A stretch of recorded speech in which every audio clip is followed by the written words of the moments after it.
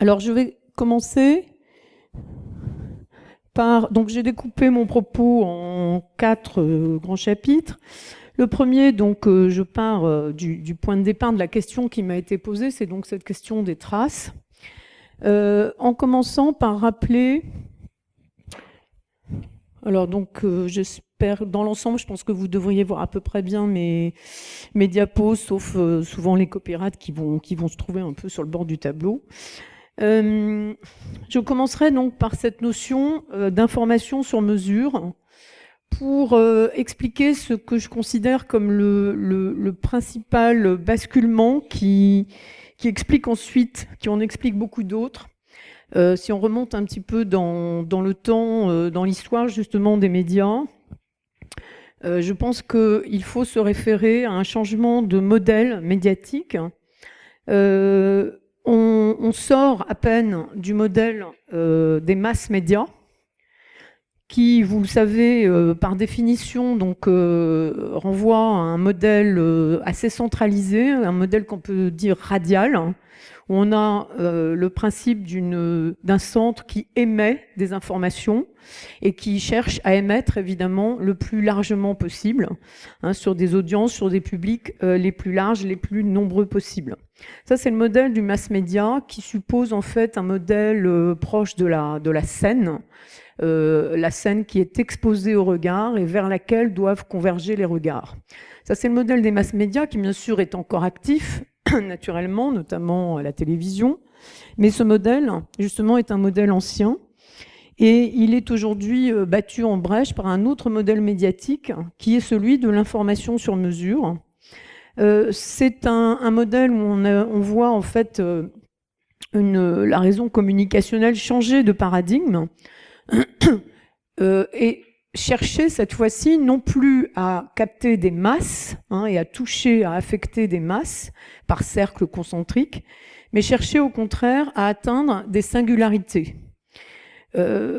Si on compare un petit peu aux grandes tendances, y compris des tendances de la science, dans disons la fin du XXe siècle, on voit que ce que beaucoup de sciences, beaucoup de démarches scientifiques cherchaient à faire, mais on va retrouver aussi ça par exemple dans la publicité, c'était de dégager des traits communs, c'est-à-dire des codes, des routines, des stéréotypes, des lignes de force, derrière l'apparente diversité des choses. Le structuralisme, la sémiologie, et je le disais, la publicité elle-même, cherchait en fait à dégager derrière une apparente diversité des phénomènes, finalement des constantes, des règles, des codes, des routines, les fameuses mythologies, par exemple, de Roland Barthes.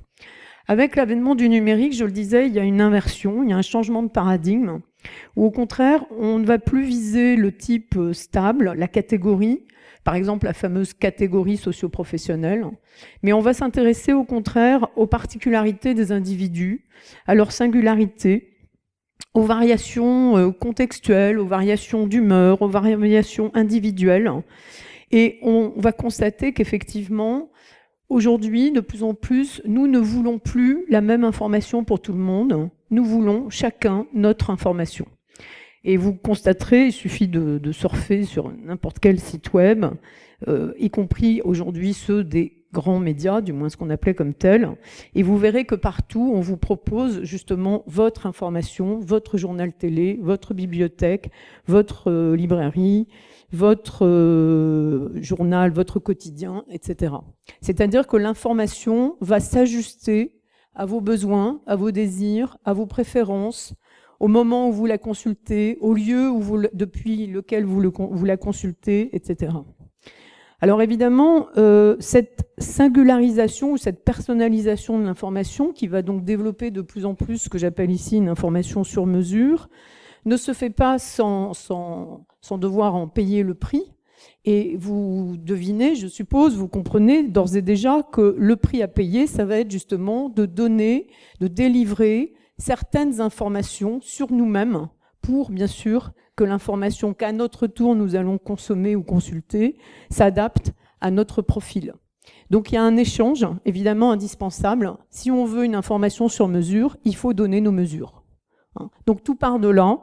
Et cette personnalisation va à la fois produire une information plus souple, plus ajustée, plus contextuelle, souvent on pourra la considérer peut-être comme plus humaine, plus conviviale, plus évolutive, mais en même temps, donc, ça va se payer par le prix, évidemment, d'un certain profilage. Alors, je précise aussi tout de suite, on en reparlera peut-être un peu plus loin, mais que ces profils, donc il va falloir construire pour que l'information s'adapte à nos désirs.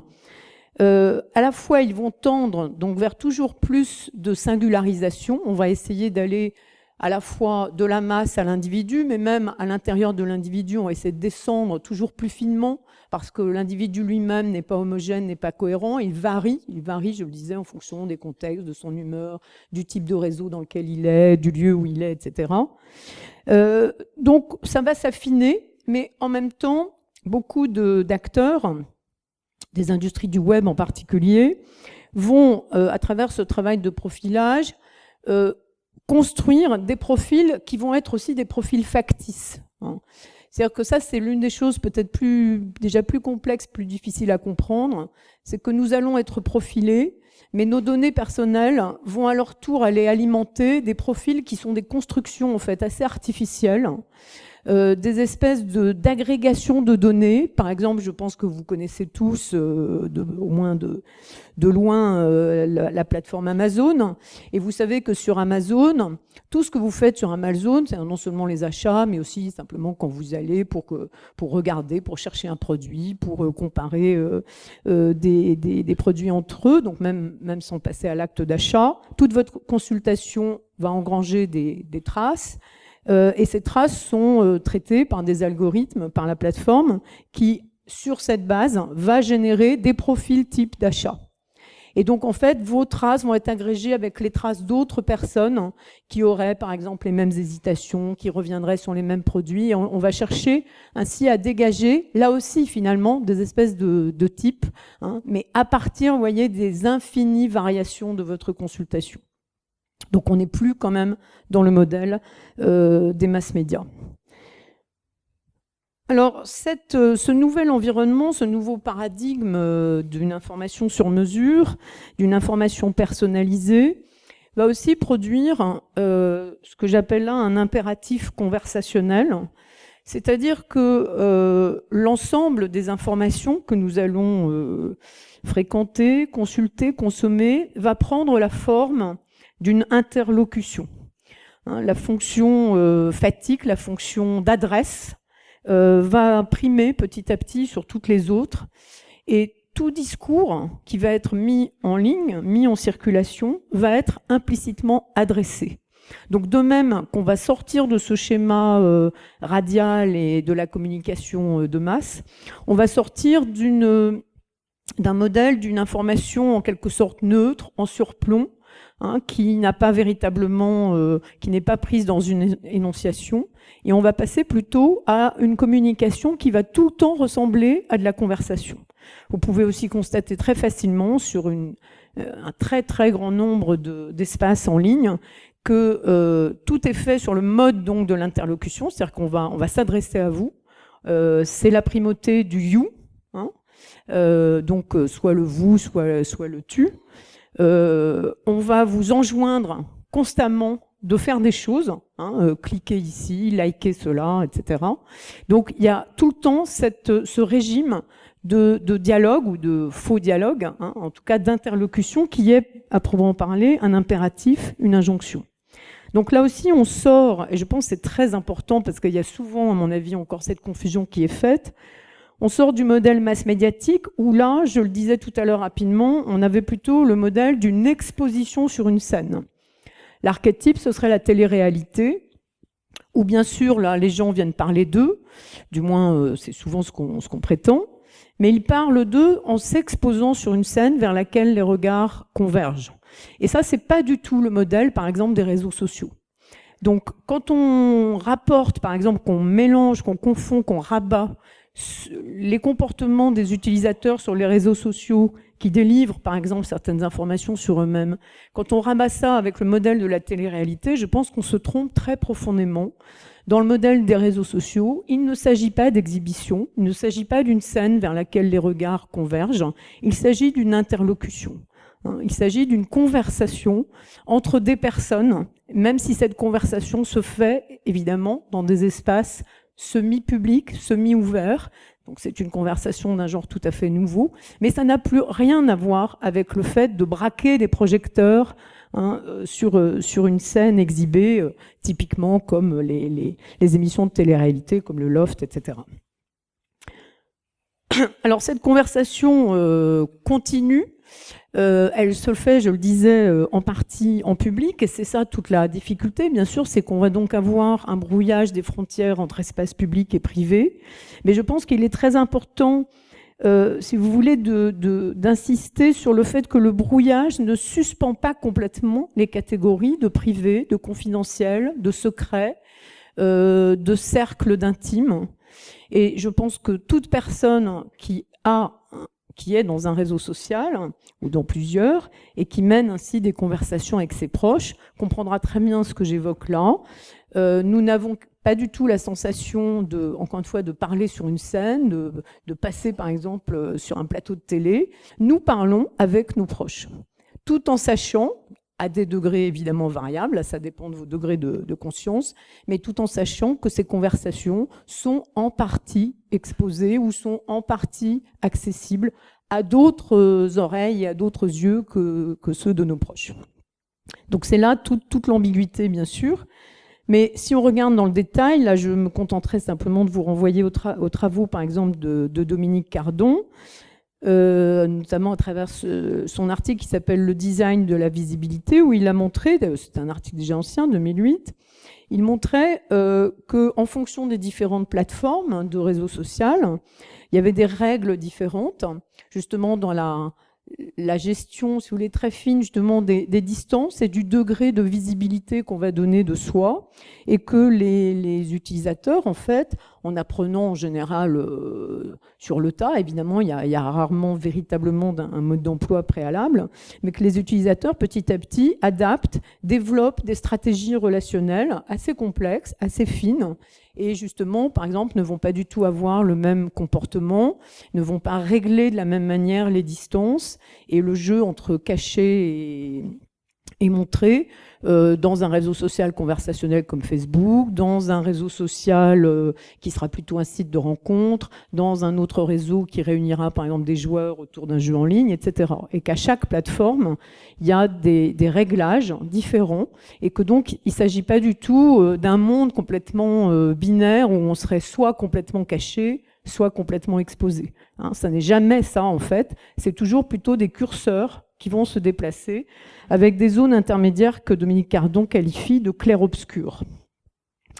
Donc en tout cas, cet impératif conversationnel, il va donc renvoyer à l'adjectif qu'on trouve maintenant associé à beaucoup de dispositifs, c'est-à-dire l'adjectif social, qui évidemment a changé de sens, ou en tout cas a acquis une nouvelle signification sociale dans l'environnement numérique.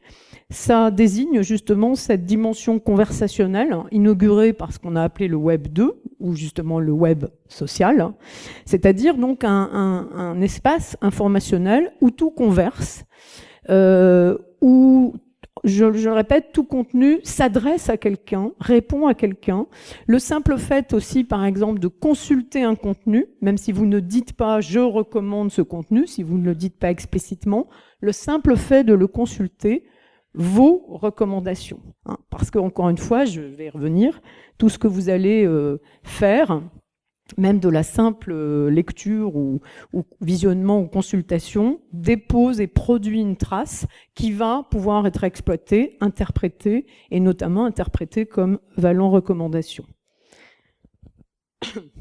Alors justement, cette situation que j'ai commencé à vous décrire, c'est-à-dire la personnalisation de l'information, c'est-à-dire la grande conversation continue qui va embrasser tous les contenus sur les différents espaces numériques débouche sur cette situation tout à fait nouvelle à mon sens, si on regarde dans le long terme, l'histoire, voire l'anthropologie. Cette situation absolument inédite dans l'histoire de l'homme qui est qu'on ne peut plus ne pas laisser de traces. Donc le fait de laisser des traces n'est plus une option. Ça n'est plus comme ce qui était le cas auparavant, à savoir, si vous voulez, un fond d'oubli contre lequel il fallait lutter pour, et donc en imaginant des systèmes, des dispositifs pour laisser des traces. Actuellement, on a au contraire un système où tout va produire des traces par défaut. Donc la moindre connexion, la moindre consultation, évidemment toute prise de position, toute expression, ou même le fait simplement de cliquer à un endroit sur un site. Toutes les interactions, même les plus triviales, même les plus basiques que vous aurez du moment que vous êtes dans un espace qui produit de la donnée numérique, et a fortiori bien sûr si cet espace est connecté au réseau, à ce moment-là, vous produisez des traces. Et vous ne pouvez pas ne pas en produire. Donc ça n'est plus une option. Et ça signifie bien sûr que la plupart des traces que vous produisez le sont de manière non intentionnelle. L'un des résultats, c'est qu'on va produire ainsi une mémoire très largement par défaut. Alors il faudrait mettre mémoire là avec beaucoup de guillemets, car justement cette production automatique des traces n'équivaut sans doute pas à une mémoire, dans la mesure où il n'y a pas forcément d'intentionnalité, il n'y a pas de sélectivité. Donc on a plutôt une sorte de dépôt par défaut.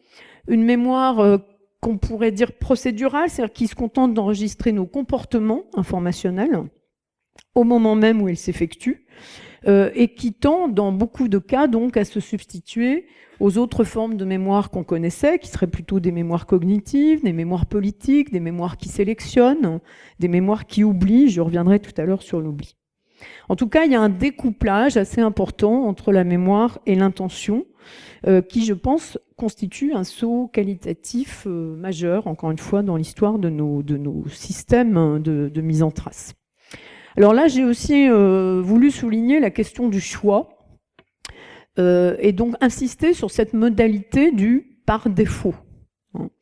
Vous aurez aussi, je pense, tous constaté, pour peu que vous fréquentiez un tout petit peu les sites et les réseaux ou les applications, que de plus en plus, en fait, nous sommes dans un univers où à la fois on nous dit tout est possible, il y a une quantité limitée de choix, et justement l'information va s'adapter à vos désirs, vos goûts, etc., comme je le disais tout à l'heure. Donc on présente l'idée en arrière-plan d'un très grand nombre de choix, une très grande plasticité de l'information, qui se plierait comme ça, plierait et déplierait selon nos goûts. Mais en même temps, en fait, le nombre justement de choix est présenté comme étant tellement grand que pour vous faciliter la tâche, on va en fait choisir par défaut. En premier lieu, on va vous proposer un choix, donc par exemple comme ici, où tout va être coché, on vous propose le choix par défaut, et ça vous évitera d'avoir justement vous-même à faire le tri, à aller explorer les possibilités, à développer justement à la fois une intention, un effort de tri de l'information, etc.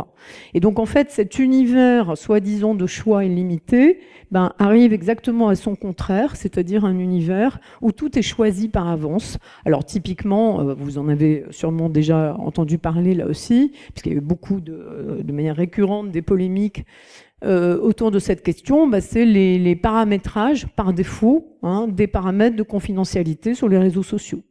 Donc vous arrivez sur une plateforme de réseau social, par défaut, les paramètres sont réglés d'une certaine manière, et on sait très bien une très grande proportion, bien sûr, des utilisateurs, par méconnaissance, par manque de temps, par flemme, par indifférence, ne vont pas aller modifier les paramètres par défaut.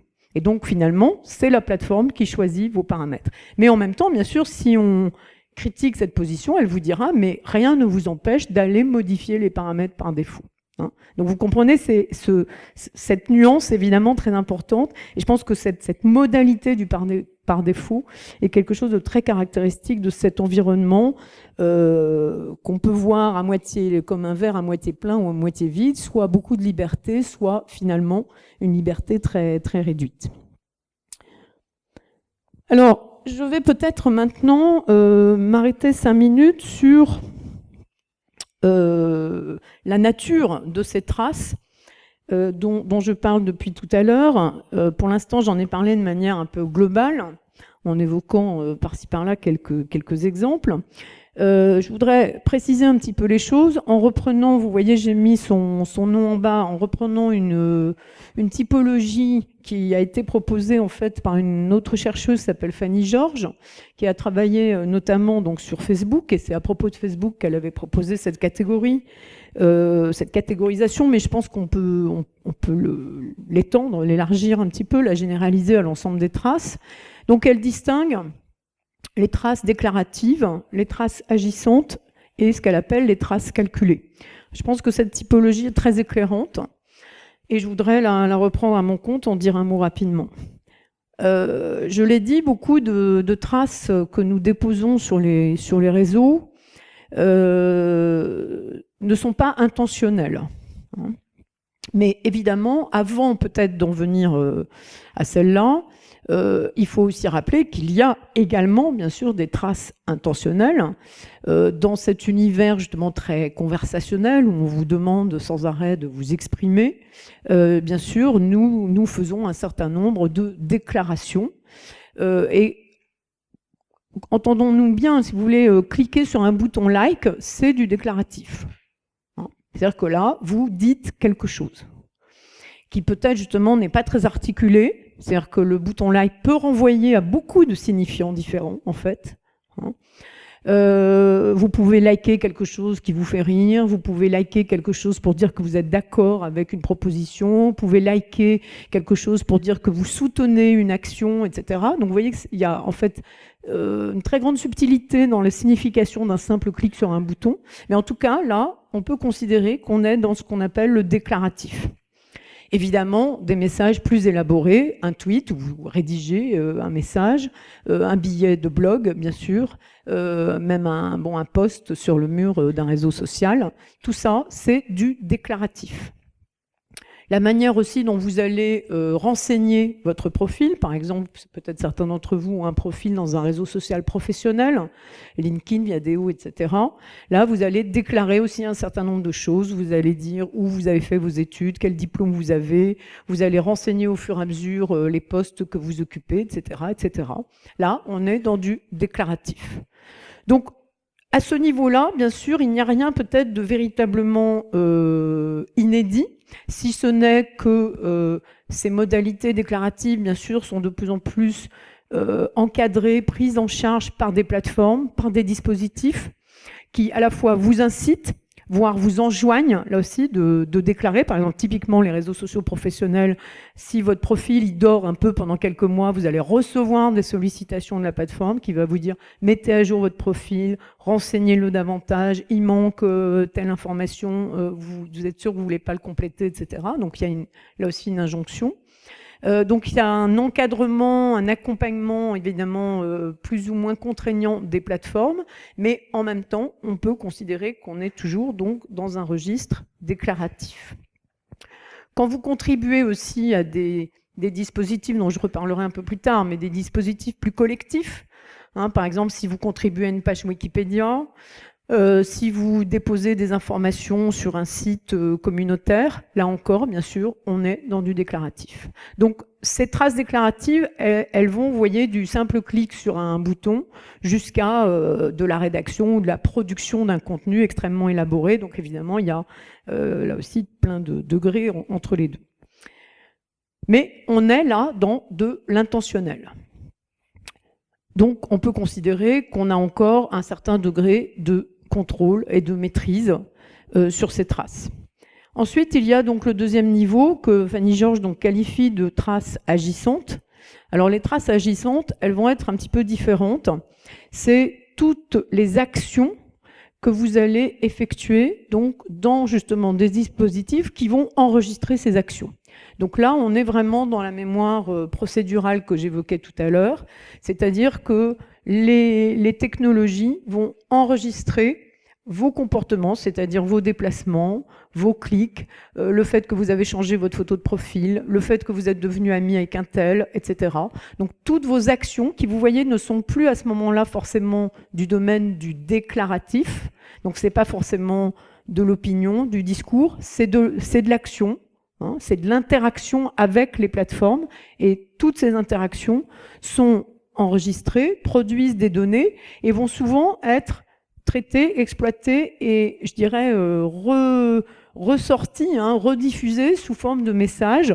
Bon, typiquement, par exemple, sur la page Facebook, on va signaler en haut de votre mur que, voilà, par exemple, vous êtes ami avec telle personne, vous venez d'avoir une nouvelle relation d'amitié avec une personne, donc ça sera signalé, ça sera mis en avant. Ou par exemple un tel a changé sa photo de profil. Dès que vous faites une opération, elle est tout de suite traduite et souvent mise en avant dans une zone dédiée, un espace dédié sur justement un espace de visibilité. Et donc ça, ce sont ce qu'on peut appeler les traces agissantes. Donc vous voyez que là, on est déjà descendu un petit peu, c'est-à-dire qu'on est encore dans un registre où ce sont bien des actions que vous avez faites, donc a priori avec une certaine intentionnalité, mais on n'est plus dans le déclaratif. Et néanmoins, vous voyez que c'est traduit par des déclarations, en fait. C'est traduit en déclaration, en fait. Et puis le troisième degré, vous pouvez le supposer, on descend encore en quelque sorte dans l'infra-intentionnel, et les traces calculées, donc ça, c'est tout ce que les plateformes vont calculer à votre propos. Donc là, ce sont des données essentiellement justement chiffrées, numériques au sens quantitatif du terme. Donc par exemple, c'est tout ce qu'on va cumuler sur le nombre de vos connexions, le nombre de vos amis, le nombre de clics sur vos publications. Voilà, tout est calculé et ressorti d'une manière donc quantitative pour venir alimenter des scores, des comptabilités qui viendront, je le disais tout à l'heure, également alimenter des profils plus généraux, plus transversaux, transindividuels, hein, sur lesquels les plateformes se fondent pour développer leur stratégie.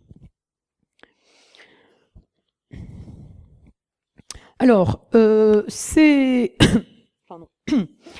traces que je viens de très rapidement catégoriser un petit peu à travers donc, ces trois types, on peut aussi, en prenant un petit peu de recul, réfléchir à la manière dont on en parle, dont on en traite, c'est-à-dire regarder aussi un peu les discours qui sont faits actuellement autour de ces traces numériques émanant de différents acteurs.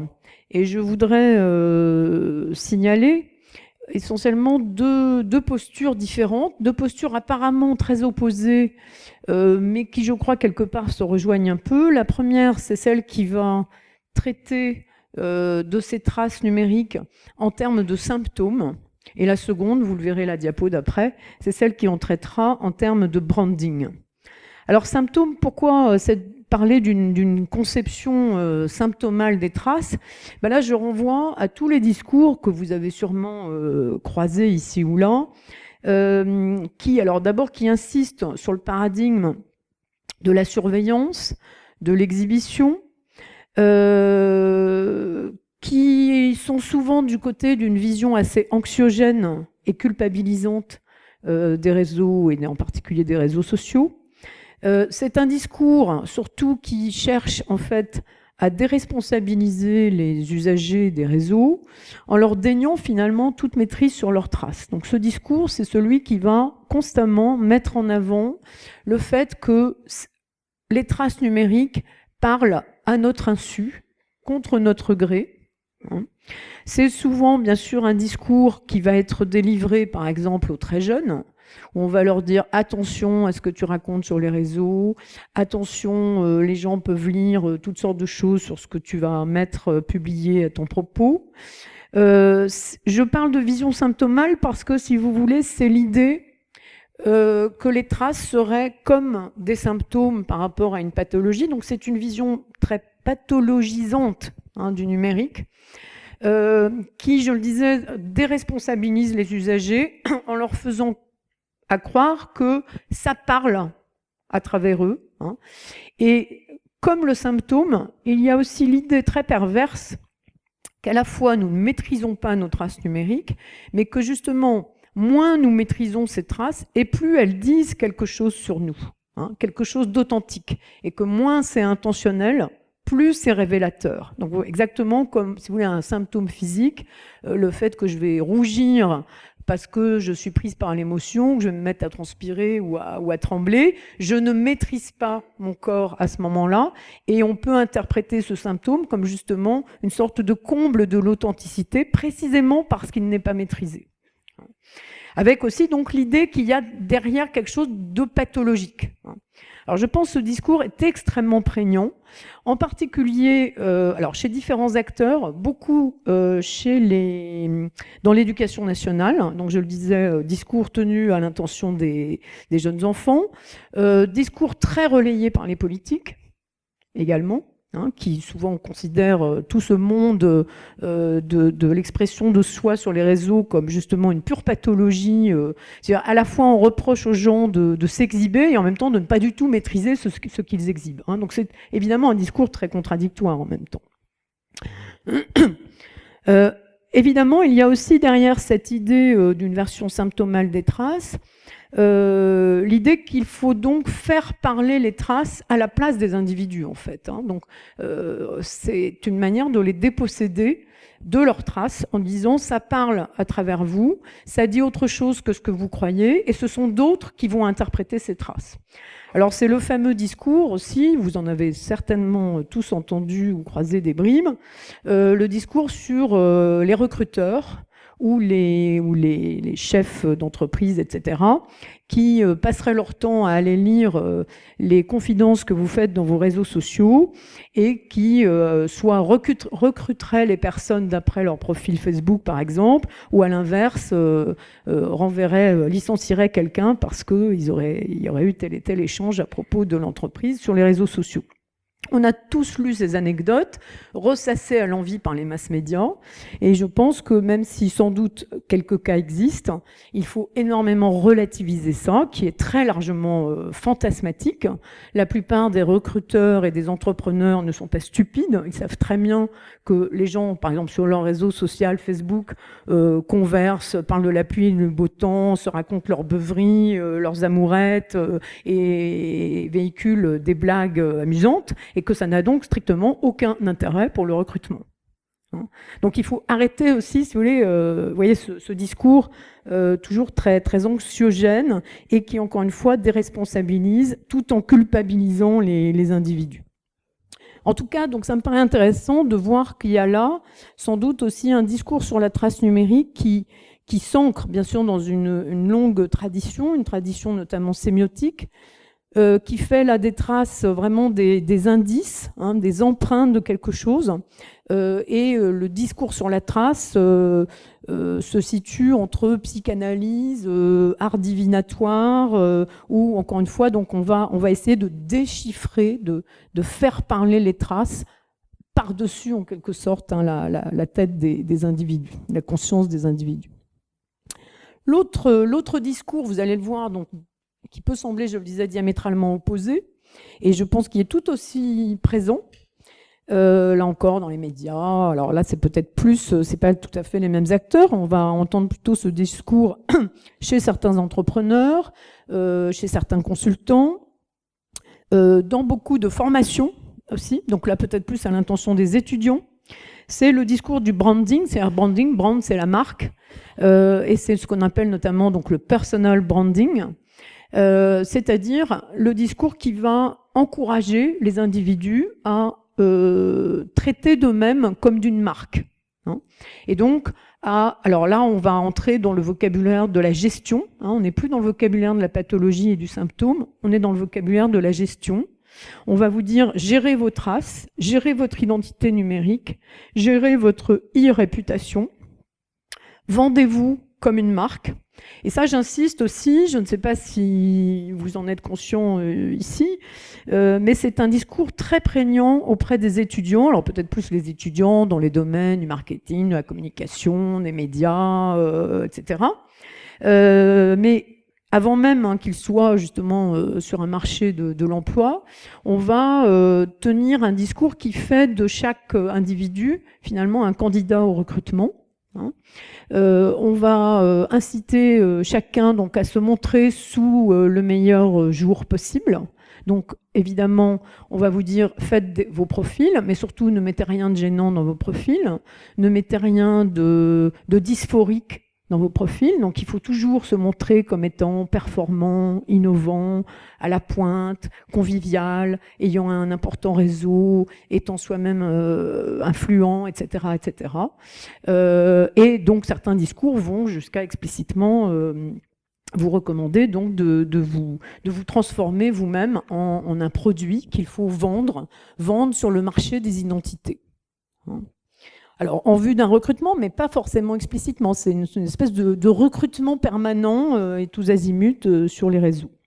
Alors, je le disais tout à l'heure, ces deux postures, ces deux discours sur les traces, évidemment, s'opposent, mais en même temps, je pense, quelque part se rejoignent, parce que dans les deux cas, bien sûr, il y a finalement une dénégation d'une maîtrise profonde des traces, d'une réappropriation profonde des traces. Et dans les deux cas, si vous voulez, ce sont des systèmes très automatisés qui vont se charger à votre place de gérer finalement votre identité, qui justement fait l'objet d'une gestion plutôt que d'une présence, et c'est ce que je développerai après. Alors, une autre dimension des traces qui a peut-être un peu affleuré dans ce que j'ai dit, mais que je n'ai pas encore explicité, que ces deux discours masquent un peu, surtout celui peut-être des symptômes, mais aussi celui du branding, c'est le fait que les traces numériques consistent beaucoup plus qu'à se montrer, se raconter, parler de soi, consistent en fait à entrer dans des systèmes d'indexation. Le fonctionnement de la plupart de ces traces numériques, dans la manière dont elles sont exploitées par différents acteurs, différents protagonistes des réseaux, c'est le fait que d'abord, elles vont servir donc à vous indexer. Et donc ça aussi, c'est, je crois, ce qui montre la différence la plus nette avec le modèle de l'exhibition sur une scène, le modèle de la télé-réalité dont j'ai déjà parlé. Là, le but, ce n'est pas tant un problème, enfin, la question n'est pas tant un problème de visibilité, de mettre en visibilité, que d'être indexé, d'être catégorisé, c'est-à-dire de venir alimenter, en fait, des bases de données. Alors évidemment, cette dimension-là des traces, elle est beaucoup moins visible en tant que telle. Ça, ce sont des choses qui vont se passer dans les sous-couches du code informatique et des algorithmes. Tous les sites, toutes les plateformes sont aujourd'hui donc des machines à engranger et à alimenter et exploiter des bases de données. Ça se passe bien sûr sur le web, mais pas seulement sur le web. Toutes les entreprises gèrent des fichiers considérables à partir des mails, des spams, des cartes de fidélité, de vos tickets d'achat, etc. C'est-à-dire tout ce qui peut produire de la donnée vient ensuite alimenter des bases de données qu'on essaie de faire toujours plus grande, avec toujours plus de croisements, toujours plus d'agrégation de ces données. Et c'est ça, si vous voulez, le nouveau Graal de l'environnement numérique. Ce sont ces données, évidemment surtout pour des questions de prédiction de vos comportements d'achat, mais ça peut aussi être dans le sens d'une surveillance plus politique, plus policière, prédiction de vos comportements justement de vote par exemple, de vos préférences politiques, syndicales, religieuses, etc. Donc là, disons que ça va dépendre un peu peut-être plutôt du pays dans lequel on se trouve. Mais dans tous les cas, il y a l'idée que les traces que vous allez produire, alors que ce soit les déclaratives, les agissantes ou les calculées, ces traces vont venir alimenter des bases qui seront ensuite exploitées pour tenter de prédire votre comportement, vos comportements.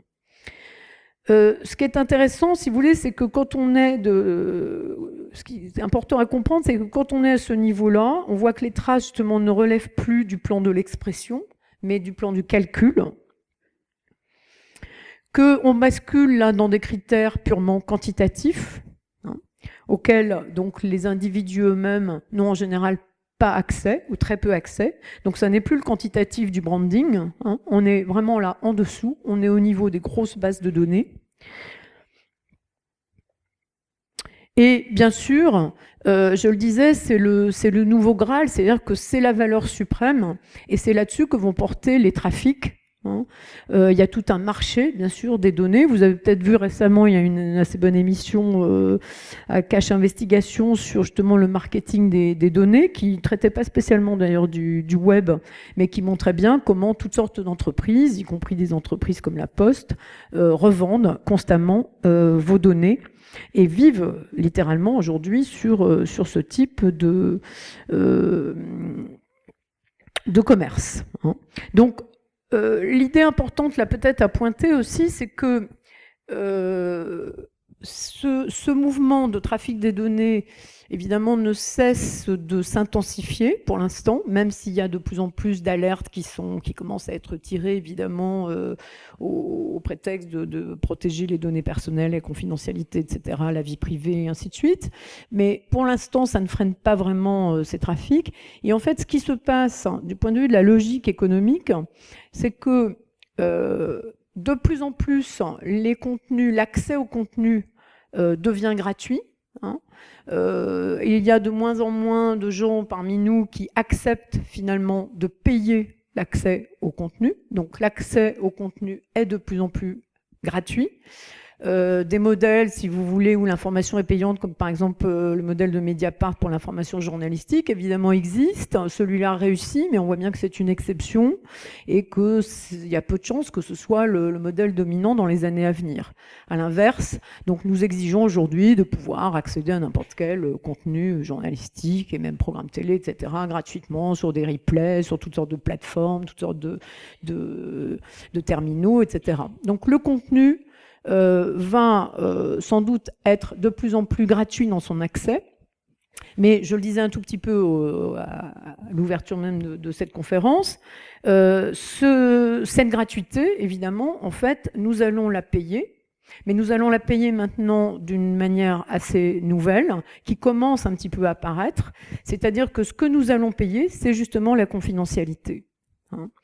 Donc, nous avons accès à des contenus gratuits. À chaque fois que nous accédons à ces contenus gratuits, nous déposons toutes sortes de données qui vont être exploitées et qui donc finalement payent ces contenus. Et ce qu'on va nous demander à nous de payer dans les années à venir, ça sera le droit de ne pas être profilé. Ça sera le droit de garder une certaine confidentialité. Ça sera aussi le droit, par exemple, à ne pas recevoir de pub. Et ça commence déjà. Vous avez sans doute tous vu déjà des applications qui sont proposées à au moins deux niveaux. Un niveau gratuit où vous avez beaucoup de publicité et où vous êtes, par exemple, localisé, etc. Donc, vous déposez des données et à ce moment-là, c'est gratuit. Et si vous ne voulez pas recevoir les pubs, si vous ne voulez pas, par exemple, qu'on vous géolocalise, à ce moment-là, il faut passer à la version payante. Donc ça va être le modèle économique qui va se développer certainement dans les années à venir. Alors, sur les données et sur ces traces que nous déposons, je voudrais aussi faire un focus ici pour vous montrer, parce que je crois que c'est assez parlant, assez spectaculaire en fait cet exemple. Ce que vous avez là, c'est un fragment de ce qu'on pourrait appeler l'anatomie d'un tweet. Vous n'en voyez d'ailleurs qu'une partie, en fait ça tient sur une page beaucoup plus longue. Et je voulais vous montrer ça pour vous donner une idée, si vous voulez, sur le fait que tout va se jouer de plus en plus dans des sous-couches, au niveau du code, c'est-à-dire des couches qui sont très en deçà de ce que nous percevons, de ce que nous lisons, de ce que nous exprimons nous-mêmes, consciemment, intentionnellement. Et en fait, les véritables enjeux économiques, technologiques, qui vont déterminer les stratégies des principaux acteurs, ça va se jouer dans les sous-couches informationnelles que la plupart d'entre nous ne voyons pas. Donc ici, ce que vous voyez, c'est donc un tweet, alors qui, je crois, son texte, mais bon, ça doit être peu lisible, mais on le voit tout en haut. Donc n'importe quel tweet, vous savez, c'est un message très court de 140 caractères maximum. Donc on peut se dire, et souvent ça a été interprété comme ça au début, les commentaires sur Twitter ont mis en avant le fait que c'était l'avènement d'une communication light, brève, légère, superficielle. Voilà, on est dans le moins, on est dans le bref, etc. Sauf que, en fait, ça c'est le niveau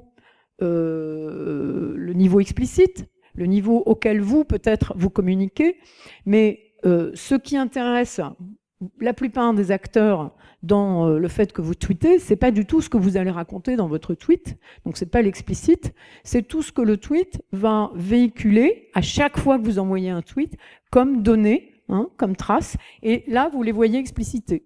Donc vous verrez, vous voyez, alors c'est en anglais, mais vous voyez par exemple qu'avec chaque tweet va circuler évidemment le nom du compte qui envoie le tweet, mais aussi le nombre de followers qu'il a, le nombre de following, la langue dans laquelle il s'exprime, la plateforme avec laquelle il a tweeté, la date depuis laquelle il a ouvert son compte, le lieu, si vous avez géolocalisé vos tweets, donc le lieu à partir duquel vous tweetez, etc., etc. Donc ça, ce sont ce qu'on appelle les métadonnées.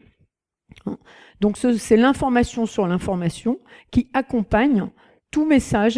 Donc vous voyez, même le message le plus bref, le plus trivial, le plus insignifiant, en fait évidemment c'est pas du tout ce contenu qui intéresse tous les gens qui vont observer vos traces, essayer de les récupérer et les marchandiser, c'est en fait les métadonnées.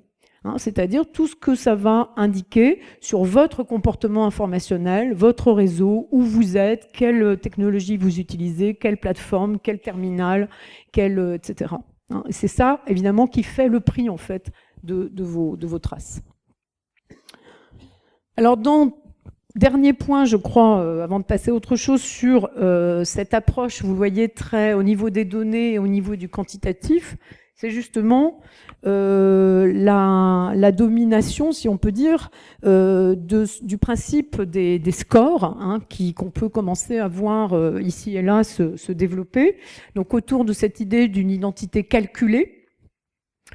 Donc j'ai parlé de traces calculées tout à l'heure, on peut généraliser à l'idée d'une identité calculée, c'est-à-dire que certains utilisateurs n'hésitent plus à revendiquer eux-mêmes cette idée que leur identité en fait est faite de variables quantitatives qui sont automatiquement produites et exploitées par des plateformes. C'est notamment les pratiques qu'on qualifie aujourd'hui de quantified self, dont on voit là aussi un début de banalisation. On voit même à la télévision des publicités pour des applications qui, par exemple, vous permettent de calculer votre rythme cardiaque, le nombre de pas que vous faites dans la journée, mesurer votre poids 3 fois par jour, compter le nombre d'heures de sommeil, le nombre d'actes sexuels par semaine, etc. C'est-à-dire que on peut tout compter. Et se développe autour de cette idée, si vous voulez, d'une auto-surveillance et du fait de se mesurer soi-même, se développe à la fois des communautés, des pratiques, un marché, des objets connectés. Donc évidemment, ça va être très lié au développement des objets connectés, c'est-à-dire que là, existe actuellement assez peu encore d'objets connectés, des montres, des lunettes qui n'ont pas très bien marché, mais se développent maintenant des vêtements techniques. Donc évidemment, ça commence beaucoup par le monde du sport, par le monde de la santé, de l'hygiène, mais ça va se développer tous azimuts. C'est-à-dire que notre corps va être de plus en plus recouvert lui-même d'interfaces qui vont capter justement des données.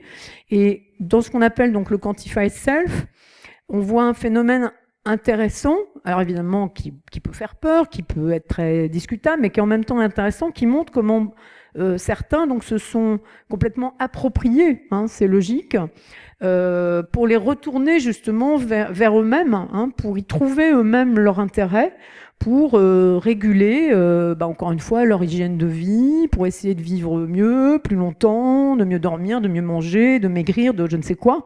Alors on peut considérer que c'est une intériorisation des injonctions de cette société des traces. on peut aussi le voir, au contraire, comme une réappropriation de ces mécanismes. Après, là, je vous laisse trancher. Alors, le deuxième moment que je voudrais évoquer, c'est une approche plus environnementale, je le disais en commençant, de cet environnement, de cet univers numérique, en commençant par un petit clin d'œil sur cette idée que la vraie vie serait ailleurs. Alors, pour ma part, si vous voulez, je défends l'idée justement que la vraie vie n'est pas ailleurs, qu'il n'y a plus que cette conception qu'on voit encore ici et là exprimée, que le monde numérique serait un deuxième monde, un monde séparé, un monde habité essentiellement par des geeks solitaires, proches du no-life et obsédés par les jeux vidéo, évidemment, et là aussi une vision aujourd'hui totalement fantasmatique. Contrairement à cette représentation, je pense qu'il faut au contraire souligner le fait qu'aujourd'hui, le numérique se présente dans un continuum avec évidemment le non connecté, avec l'ensemble de nos activités. Et c'est bien ce continuum sur lequel il faut réfléchir. Je parlais tout à l'heure, à l'instant, des objets connectés. Le fait que l'information va être de plus en plus ambiante, ubiquitaire. À l'heure actuelle, nous échangeons, nous interagissons avec le numérique encore à travers quelques dispositifs. On a vu que il nous faut encore des câbles, des prises, des cartons pour poser l'appareil. Donc ça reste encore assez extérieur et justement très technologisé. Mais je pense que ça n'est qu'une transition et que de plus en plus les écrans, les objets communicants vont disparaître parce qu'ils seront partout. Ça va prendre un peu de temps, évidemment, mais je pense que ça n'est qu'une question de temps, et bientôt, ce sera bien sûr les murs, les bureaux, tous nos objets, je le disais, nos vêtements, nos accessoires, qui seront des objets informationnels, qui seront des objets communicants. Et donc ce continuum, cette information enveloppante va, je crois, s'accentuer, et c'est ce continuum qu'il faut penser, plutôt que de ressasser continuellement le discours sur virtuel versus réel, ou la vraie vie versus la vie connectée ou la vie en réseau. Je pense que maintenir cette opposition, si vous voulez, empêche de voir véritablement les enjeux importants qu'il y a derrière justement cet environnement numérique. Alors ici, ce que je voudrais évoquer, c'est donc peut-être une approche un peu différente et commencer à parler de ce que j'appelle la présence numérique. Vous l'avez vu à travers ces multiples traces que nous déposons. En fait, on peut essayer de redéfinir un peu justement ce que recouvre cette notion de présence numérique. D'abord, je dirais que l'utilisateur des réseaux, l'usager, que nous sommes tous à des degrés variables, plutôt que d'être une identité numérique, nous sommes plutôt ce que j'ai appelé là un hub identitaire. Nous sommes chacun des hubs identitaires, c'est-à-dire en fait qu'on a affaire à un étoilement identitaire, plutôt qu'une identité bien circonscrite. Nous nous définissons nous-mêmes comme une sorte d'écosystème. Nous sommes nous-mêmes une sorte de bouquet de connectiques, puisqu'évidemment, nous ne sommes jamais dans un seul réseau, un seul espace, une seule plateforme, un seul terminal. Et nous nous définissons nous-mêmes par nos connexions, d'où cette idée du hub. Les données que nous déposons, que nous engrangeons, ne sont pas forcément toujours signifiantes à nous-mêmes, on l'a vu, mais ce qui fait sens pour nous, c'est nos connexions, c'est avec qui nous sommes connectés, c'est les trajets que nous faisons sur les réseaux, c'est donc le bouquet de connectiques auquel nous nous identifions. L'intérêt aussi de cette image, je crois, du hub identitaire, c'est de bien insister sur le fait que nous sommes toujours nous-mêmes dans cet environnement. Nous ne pouvons pas le surplomber. Donc à la fois, nous avons une certaine mainmise sur les connexions que nous décidons d'établir. Donc là-dessus, on a une certaine maîtrise possible. Par contre, nous n'avons jamais une vision surplombante de l'ensemble de cet environnement. C'est pour ça que je parle d'environnement. L'environnement, toujours, nous enveloppe. Nous sommes dedans. Nous ne pouvons pas en sortir et le surplomber. Alors, qu'est-ce qu'il nous reste à faire dans cet environnement? Eh bien, une des activités, je crois, à laquelle nous passons beaucoup de temps, c'est une activité d'aménagement. La vaporisation de nos données dans les dispositifs nous contraint, en fait, à un processus ininterrompu d'aménagement des procédures, des interfaces, des profils, des paramètres. Nous passons notre temps à nous connecter, à rentrer des mots de passe, à régler des paramètres de confidentialité, j'en parlais tout à l'heure, à télécharger des mises à jour, à disposer des applications dans des espaces, à transférer des données d'une plateforme à une autre ou d'un terminal à une autre, à modifier donc nos profils. Donc vous voyez que tout ça, on est en deçà du régime justement de l'expression ou de la production de contenu. On ne produit pas vraiment des contenus. Et néanmoins, on passe beaucoup de temps à interagir, à régler. Et donc, je considère que là, on est dans une pratique d'aménagement qui est en fait une pratique de locataire. Puisque nous ne sommes en général pas propriétaires des espaces où nous vivons dans le numérique. Nous sommes dans des plateformes qui sont contrôlées évidemment par d'autres. Et là, je renvoie, pour ceux qui connaissent ces travaux, aux travaux de Michel de Certeau, qui ne parlait pas du numérique, bien sûr, mais qui parlait par exemple du lecteur, en disant que là aussi, le lecteur était une sorte de locataire ou de braconnier, qui traversait sur les terres d'un autre. L'autre, bien sûr, c'est l'auteur, c'est le producteur, c'est celui qui développe une stratégie et qui développe une activité de gestion d'un espace propre. Et le lecteur, mais aussi, donc, je pense aujourd'hui, disons, l'internaute, l'usager numérique, c'est quelqu'un qui est toujours dans le lieu de l'autre, mais qui, dans le lieu de l'autre, braconne, dessine ses propres trajectoires, retapisse ou repeint éventuellement ici et là ses murs. Si je prends cette métaphore de l'aménagement et du locataire, c'est parce que je renvoie aussi donc à ces murs, à cette métaphore du mur qui se développe dans les espaces numériques. Le mur, on ne peut pas vraiment l'abattre, on ne peut pas le déplacer, mais on peut l'aménager, on peut le décorer, on peut le paramétrer jusqu'à une certaine mesure. Donc ça, c'est une activité, si vous voulez, qu'on peut considérer évidemment comme très de basse intensité, mais qui néanmoins, je pense, relève d'une certaine compétence, d'un certain savoir-faire, d'un certain art de faire, pour reprendre l'expression de Certeau, un certain art d'habiter le numérique, qui évidemment n'est jamais défini comme tel, n'est jamais valorisé comme tel, n'est jamais enseigné comme tel. Et je pense que c'est une erreur très grave et qu'il faudrait commencer l'éducation numérique par ça. Expliquer qu'est-ce que c'est que faire un profil, qu'est-ce que c'est qu'aménager son espace. Et évidemment, beaucoup de gens le font sans l'avoir appris, mais je pense que ça serait intéressant que ça fasse aussi l'objet peut-être d'un peu plus de réflexivité.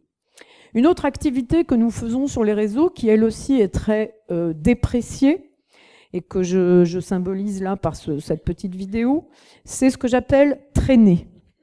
Traîner, je reprends en fait et je traduis un terme proposé par Dana Boyd qui parle de hanging out.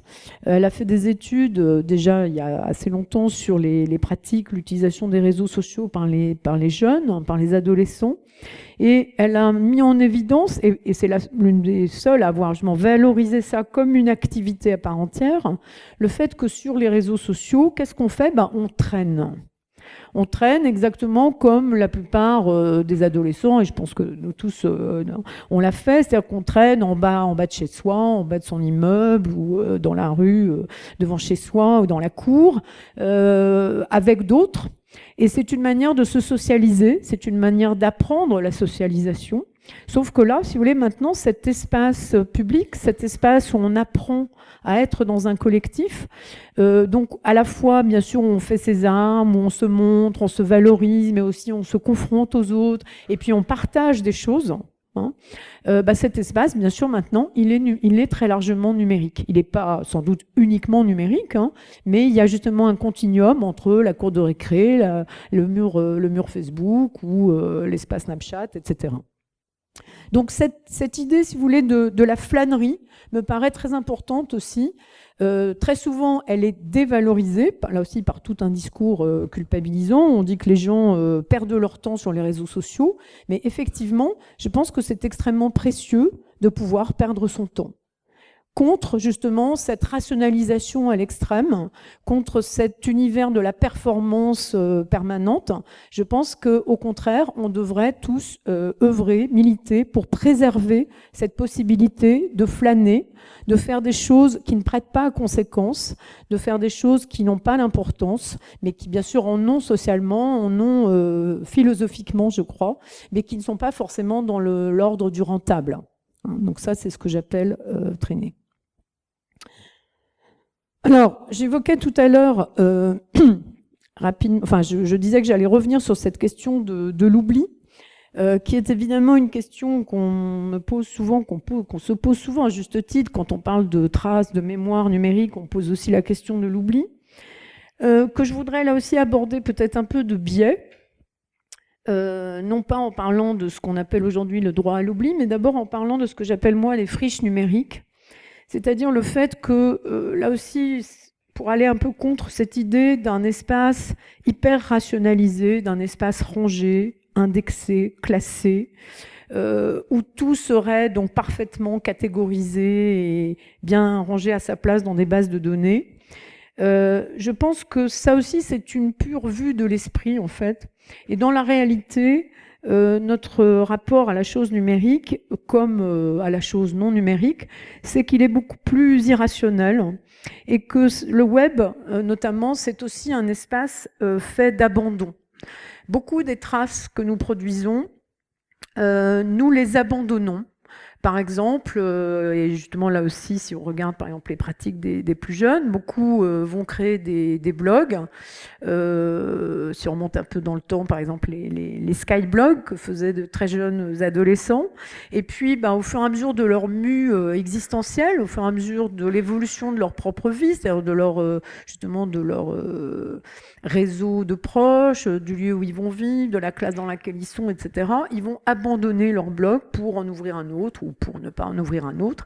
Et si vous voulez, ce geste de créer des contenus puis de les abandonner, hein, je pense que là encore, on peut le voir de deux manières. On peut le voir comme un geste inconsidéré ou fautif. On peut aussi, et c'est plutôt ma position, le voir comme finalement une très grande intelligence de l'espace numérique qui a besoin aussi de lieux comme ça, laissés en repos, de lieux où les traces sont déposées, elles sont accessibles, on n'a pas cherché à les effacer, mais elles sont désactivées par l'usage.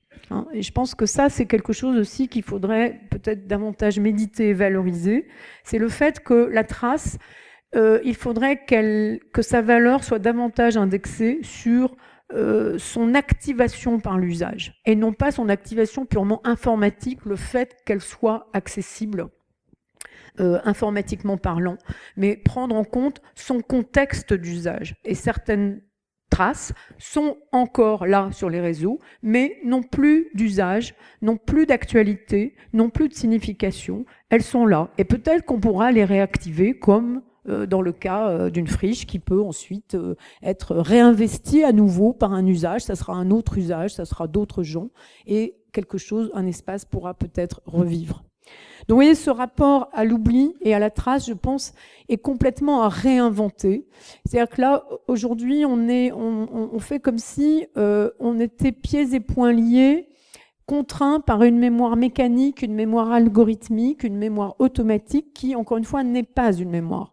La mémoire, c'est un choix, et c'est le choix autant de préserver que d'oublier, et de laisser au repos certaines traces, sans chercher forcément à les effacer.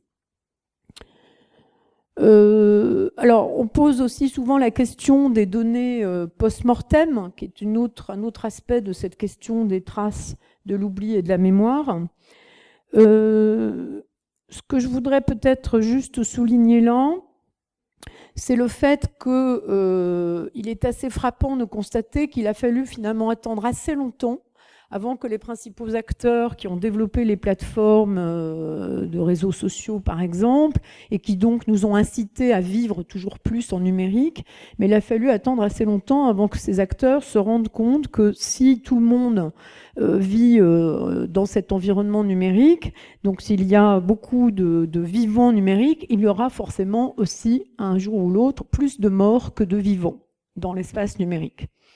Et il a fallu finalement attendre assez longtemps, c'est-à-dire qu'on n'a pas d'emblée prévu cette possibilité, ce qui, je crois, est assez révélateur d'une espèce de fuite en avant comme ça. Alors cette question aujourd'hui revient en force, parce que bien sûr, on a fini par le comprendre, et je pense que c'est très symptomatique, justement, cette espèce d'acte manqué, si vous voulez. C'est symptomatique du fait qu'on n'a pas d'abord pensé le numérique dans le sens d'une culture. Or, la culture, si vous voulez, une définition possible de la culture, c'est justement qu'il y a plus de morts que de vivants. Le propre d'une culture, c'est de savoir soigner ses morts, de savoir transmettre quelque chose qui vient des morts.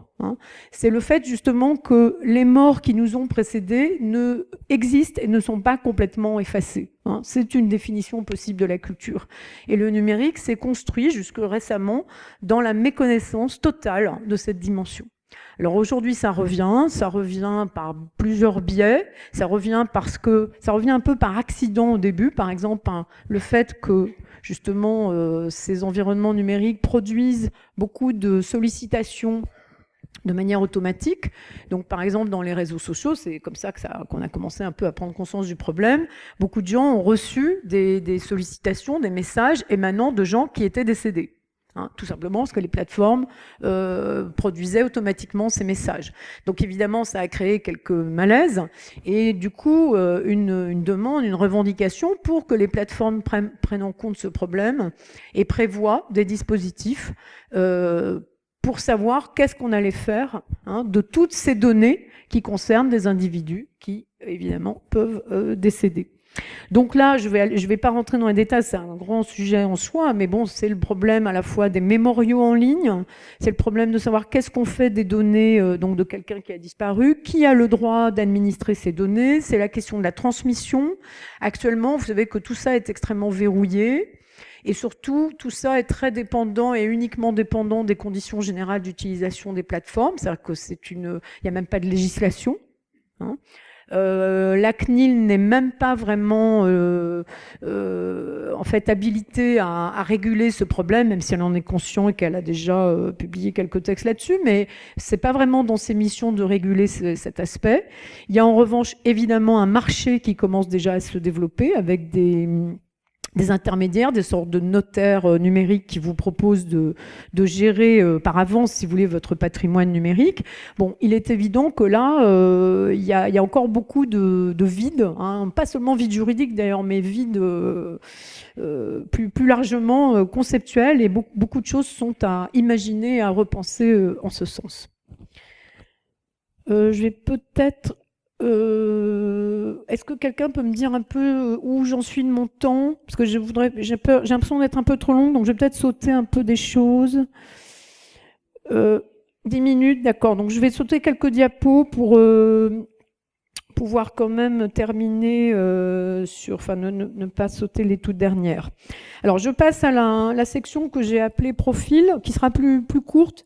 Mais je voulais insister, j'ai déjà prononcé bien sûr le mot, mais je voudrais insister sur cette notion de profil, sur laquelle je travaille maintenant plus particulièrement, qui permet, si vous voulez, je crois, de comprendre justement le passage que je suggère, d'examiner le passage entre identité et présence. Le profil, c'est quelque chose finalement d'assez complexe, d'assez nouveau, le profil au sens profil dans un réseau. Le profil d'abord, contrairement si vous voulez, à l'identité qui renvoie à un état, le profil c'est à la fois un dispositif, c'est un espace, plus exactement c'est un territoire. C'est quelque chose qui se construit, c'est quelque chose dans lequel nous investissons beaucoup de choses. Les gens qui sont depuis assez longtemps sur un réseau social, même s'ils n'en ont pas forcément très très conscience, bon, s'ils se posent la question, se rendent bien compte qu'en fait, ils ont passé beaucoup de temps à fabriquer ce profil. Donc c'est quelque chose qu'on a tissé soi-même dans le temps. C'est quelque chose qui se déploie dans le temps. C'est donc un faisceau de connexion. Je montrais tout à l'heure l'image du hub. Et c'est aussi donc quelque chose qui va prendre souvent la forme d'une collection.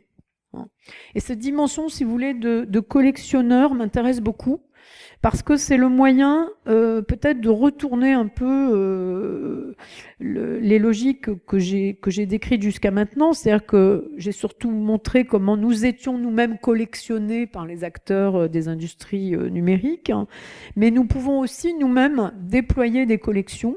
Et de fait, beaucoup d'outils et d'espaces dans le Web 2 sont des outils qui vous permettent d'organiser des collections. Et en effet, c'est aussi une autre activité que font beaucoup les internautes, à part celle que j'ai mentionnée tout à l'heure, aménager, traîner, c'est aussi faire des cueillettes. Hein. Beaucoup plus que de produire des contenus. Il y a finalement très peu d'internautes qui produisent véritablement des contenus. Par contre, nous passons notre temps à cueillir des choses sur le web et à venir les piquer dans des pêle-mêle numériques, sur notre mur. Nous disons à un tel, tiens, j'ai vu telle vidéo, et hop, alors soit on l'intègre, soit on met juste le lien.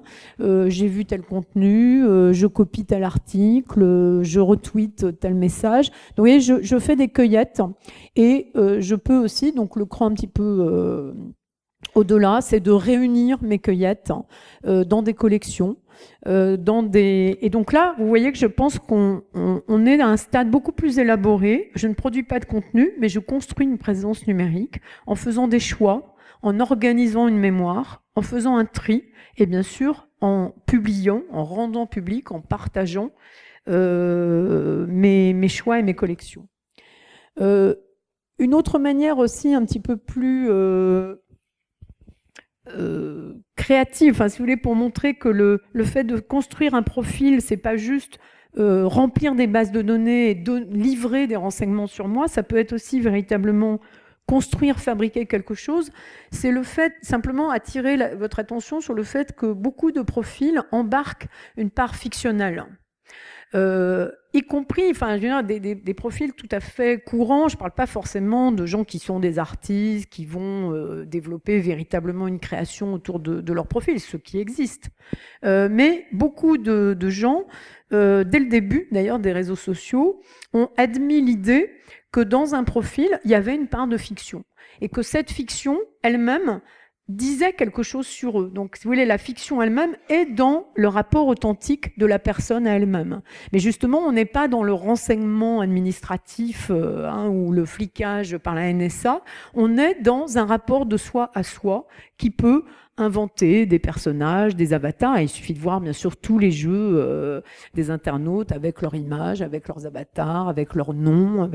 Et là, il y a une très grande, en fait, liberté qui, encore une fois, n'est pas forcément, que je ne présente pas du tout comme une opposition vrai-faux, mais comme justement un autre rapport au vrai.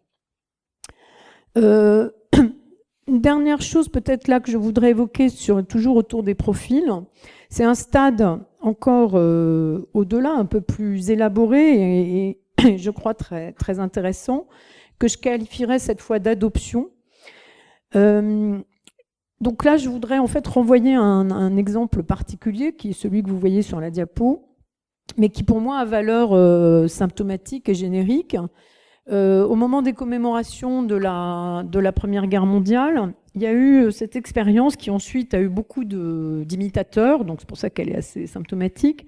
C'est le musée de la Grande Guerre de Meaux qui a commandité à une agence de communication. Donc en fait l'idée, je crois, est venue de cette agence de communication pour la valorisation de ces collections. Au lieu de faire une exposition ou juste un site web montrant ce qu'il y avait dans le musée, en fait ils ont eu l'idée de créer un profil fictif sur Facebook, un profil de poilu. Donc c'est le profil de Léon Vivien que vous voyez ici. Et donc ensuite de nourrir ce profil comme un vrai profil Facebook, avec des contenus qui, eux, étaient des documents qui venaient des collections, en partie en tout cas, des collections du musée de Meaux. Donc des photos, des lettres, de vrais poilus, des vraies photos de la guerre de 14, et puis toutes sortes de documentation historique sur la vie au quotidien d'un poilu. Et ça, donc, ça a été ensuite diffusé sur Facebook comme un profil, et donc livré aux commentaires, aux interactions des internautes, etc. Alors peut-être que certains ont vu cette expérience qui ensuite, je le disais, a été un peu imitée, c'est-à-dire qu'il y a eu ensuite un profil de Facebook d'un GI, il y a eu un profil d'un conducteur de train de l'Orient Express, etc. L'expérience a été beaucoup copiée. Et ça a eu un succès fou, en tout cas celle sur Léon Vivien, un succès considérable, au point d'ailleurs qu'on en a même tiré ensuite un ouvrage, édité un ouvrage papier. Et si vous voulez, cette expérience m'intéresse beaucoup, parce qu'elle montre peut-être là encore autre chose, elle montre plus, c'est un condensé, je crois, de choses intéressantes. Elle montre que, justement, le profil est devenu une forme, une matrice, une structure que beaucoup de gens ont complètement assimilée. C'est-à-dire qu'à la limite, ils comprendront mieux un profil, ils entreront en interaction plus facilement avec un profil que, comme je le disais, un site institutionnel ou une plaquette ou même peut-être une exposition. Donc vous voyez, il y a cette intériorisation de la forme profilaire, parce que la forme profilaire, justement, permet une interaction, une manière d'habiter un territoire, des échanges, des jeux aussi. Et ce qui était très intéressant dans cette expérience, c'est que les internautes qui ont déposé des commentaires ont joué le jeu. Donc certains ont fait comme s'ils étaient eux-mêmes en 1914, certains ont envoyé des bribes de lettres qu'ils avaient dans leurs archives personnelles, d'autres ont imaginé des personnages. Donc cette idée, vous voyez, de jouer le jeu. Et l'autre chose qui m'intéresse évidemment beaucoup dans cette expérience, c'est qu'on est donc à la fois, on est dans le profilaire, on est dans le jeu ou la fiction d'une certaine manière, mais on est aussi bien sûr dans la vraie mémoire, c'est-à-dire la commémoration, c'est-à-dire la réactivation d'une mémoire. Donc là, on est bien dans des traces qui sont réactivées, qui sont réinvesties, et avec une forme donc, que j'appelle d'adoption. C'est-à-dire que là, le passé, il est recréé au sens où il est adopté. Adopté. Et je pense que là, on voit comment l'environnement numérique peut tout à fait accueillir ces expériences. Alors, je vais terminer juste par quelques diapos. Voilà. Sur mon tout dernier chapitre, je voulais finir autour de cette idée non plus de l'individu, de l'identité, de la présence des individus, mais du commun, du collectif. En vous montrant juste quelques exemples d'une approche encore assez différente des traces, mais qu'on peut situer dans le prolongement de ce que je viens d'évoquer sur les profils, en évoquant des expériences, alors là peut-être plus marginales ou minoritaires, c'est pas les usages massifs, mais qui existent aussi, et qui, à mon avis, mériterait d'être plus valorisé, d'être là aussi peut-être enseigné, montré dans les écoles. Donc ce sont par exemple des approches, alors là vraiment créatives, des traces numériques. Donc, bon, j'aurais pu prendre toutes sortes d'exemples, j'en mentionne juste quelques-uns. Donc ici, ce que je vous montre, c'est le travail d'une artiste numérique qui s'appelle Albertine Meunier, enfin c'est son pseudonyme, qui a fait toutes sortes de projets où justement elle réfléchit et elle met en pratique la traçabilité numérique, et notamment donc ce projet-là que vous apercevez paradoxalement sous la forme d'un livre qui s'appelle My Google Search History, qui est en fait un projet qu'elle a commencé dès 2006, où elle a décidé d'exploiter elle-même le fait que Google enregistre toutes les requêtes que nous faisons dans son moteur de recherche. Et donc, il y avait un dispositif qui s'appelait justement le Google Search History, qui permettait à tout un chacun de relire lui-même son historique de recherche. Alors évidemment, on peut aussi l'effacer de temps en temps. Enfin, Google, lui, le garde, bien sûr, hein, mais on peut le remettre à zéro si vous voulez de temps en temps. Et ce qu'avait fait Albertine Meunier, donc d'une manière très pionnière, hein, parce que 2006 quand même, bah, c'est dès le début, elle a décidé de tout garder, et non seulement de le garder, mais de le republier. et donc de le publier sous toutes sortes de formes, donc d'abord sur un site, donc sous des formes textuelles, sonores, vidéo, etc. C'est-à-dire qu'elle a creusé dans tous les sens et elle a remis, si vous voulez, justement, elle s'est approprié son historique de recherche pour en faire une œuvre, mais sans rien changer, hein, donc en gardant simplement toutes les requêtes à la suite. Et puis ensuite, comme un peu un pied de nez justement à cet univers numérique, elle en a tiré un ouvrage que vous voyez là qui a été édité. Un autre exemple d'une autre artiste qui travaille aussi beaucoup sur les traces numériques, c'est Cécile Portier. Là, vous avez quelques captures d'écran d'un projet qu'elle a fait, qui était également assez ancien, qui s'appelle Track Trace. Je crois que c'est 2008, si je me trompe, ou 2009, je crois que c'est 2008. Qui là m'intéresse parce que c'est un projet, donc à la fois un projet créatif, mais un projet aussi qui était en fait sous la forme d'un atelier fait avec des adolescents, où l'idée, vous irez voir, le site est encore disponible. En fait, c'est tout un dispositif, si vous voulez, où le principe transversal, c'est que elle a fait travailler donc ces adolescents, c'est vraiment un atelier d'écriture, autour justement des traces, avec l'idée, si vous voulez, de reprendre la main sur les traces par la fiction, justement, par l'imagination. Donc à la fois, elle utilise toutes sortes de dispositifs, par exemple les dispositifs de géolocalisation, par exemple des bases de données avec les prénoms sur un territoire donné ou les noms de famille les plus fréquents sur un territoire donné. Donc vous voyez, elle part de données réelles, des données géographiques, des données topographiques, des données toponymiques. Elle part des données et ensuite, elle fait entrer, si vous voulez, dans la règle du jeu d'écriture du hasard, de l'aléatoire, et elle demande aux participants à ces ateliers, donc là des adolescents, par exemple, d'imaginer le personnage qui va habiter à telle coordonnée topographique localisée sur Google Maps.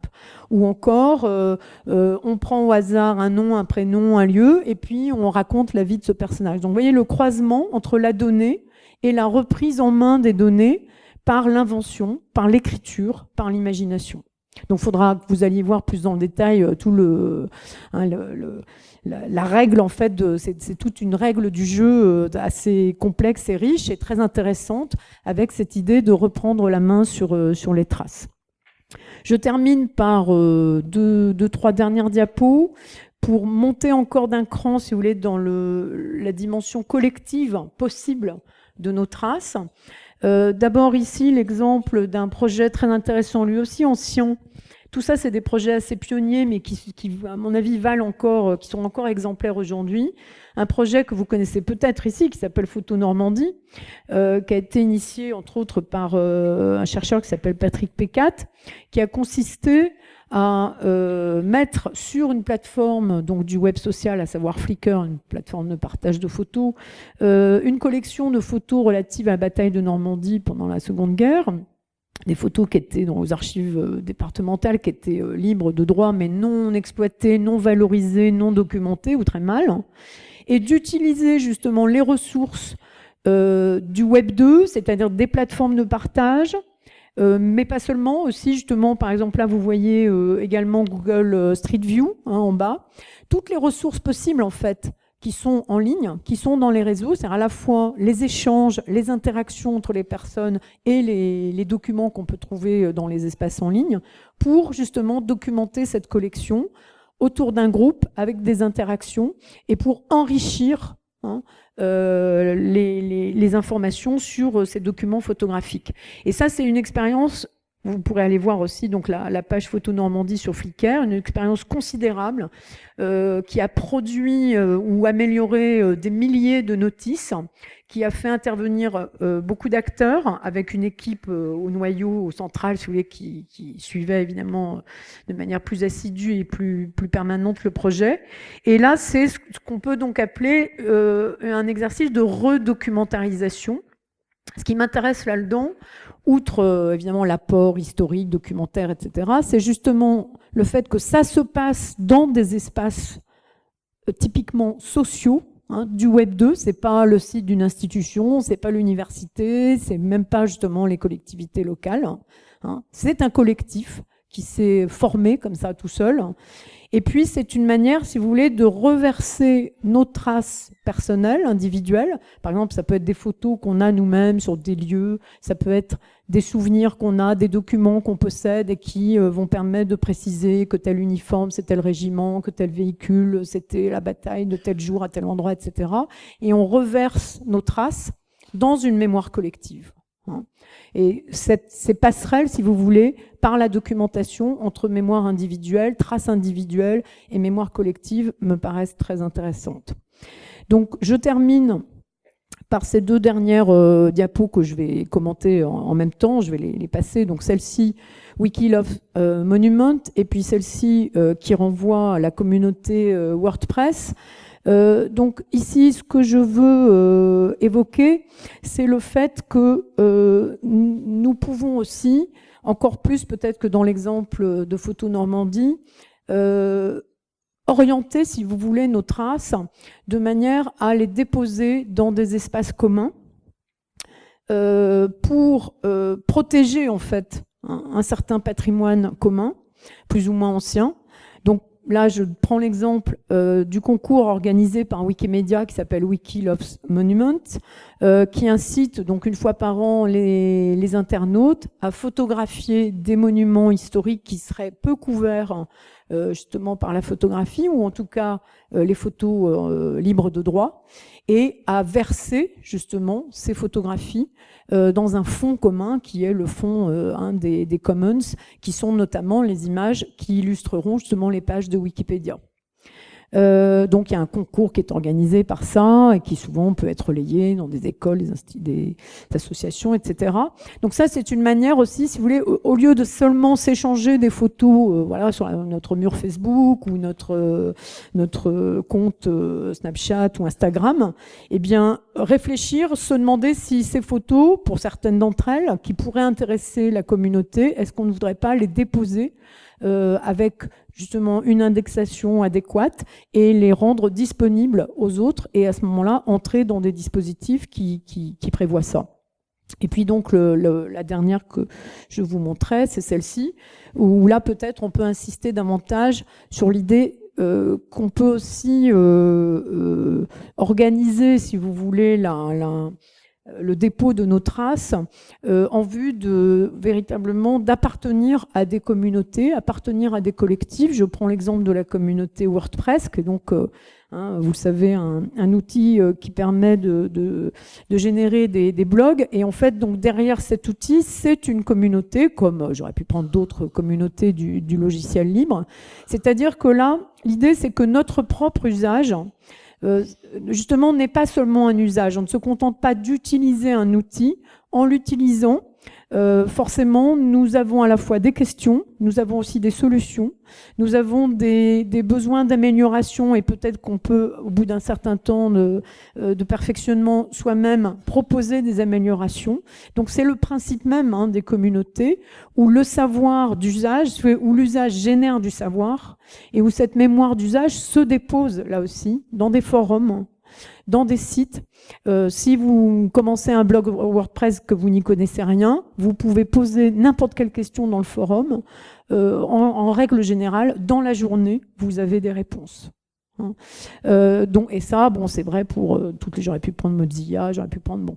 Donc ça, c'est des choses aussi intéressantes que peut-être également il faudrait davantage enseigner. On parle beaucoup de l'apprentissage du code, etc. Moi, je pense qu'à la limite, avant de se poser cette question de l'apprentissage du code, qui me paraît être une toute petite facette du problème de la culture numérique, de l'enseignement du numérique, je trouve qu'il vaudrait mieux apprendre aux gens, leur présenter, et donc notamment aux jeunes élèves, des exemples justement de communautés, leur expliquer comment fonctionne une communauté, leur expliquer qu'est-ce que c'est que de participer à une communauté, leur parler justement des commons, leur expliquer que tout ce qu'ils produisent et échangent sur les réseaux, de toute façon, ça se dépose, de toute façon, c'est exploité, donc autant qu'eux-mêmes décident où le déposer, quoi en faire, à qui le donner. En fait, c'est ça un peu l'idée, si vous voulez, sur laquelle je vous propose de conclure. Merci.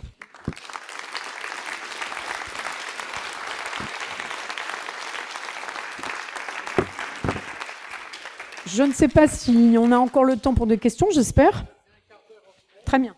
Alors, ce que je vous suggère, c'est d'essayer de répondre dans ce micro qui fonctionne, et malheureusement, ça va vous obliger à un exercice sportif. Et nous, on a 2 micros, on va en mettre un de chaque côté. Il y a 2 micros, hein.